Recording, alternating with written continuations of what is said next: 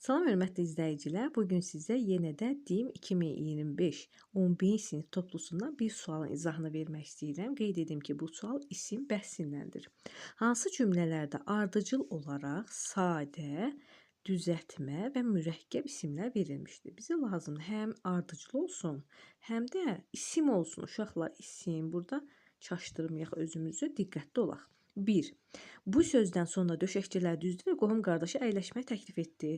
Söz sadə, döşəkcə düzəltmə, qohum qardaş mürəkkəb. Biri götürürük, həm də ardıcıl verilib. 2. Eyvanda oturub əlcək toxuya-toxuya bu get-gəl barədə fikirləşirdi.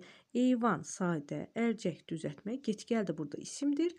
Yenə də ardıcıl oldu və hər üç oldu. Bu da ikini də götürürük. 3. Quyu qazıldıqca mədənçilər daha da həvəslənir, canbaşla çalışırdılar. Quyu sadə, mədənçilər düzəltmə, amma burada diqqətli oluruq. Canbaşla sözü sifət deyil. Ona görə, daha doğrusu isim deyil, ona görə 3-ü götürmürük. 4. Göydə parlaq ay nur saçır. Dənizdə isə gümüşü dalğacıqlar bərq vururdu. Burada göydür, aydır. Bunlar sadə isimlərdir. Dəniz sadə isimdir, dalğacıqlar düzəltmə isim. Burada mürəkkəb isim yoxdur. Ona görə 4-ü də götürmürük. 5.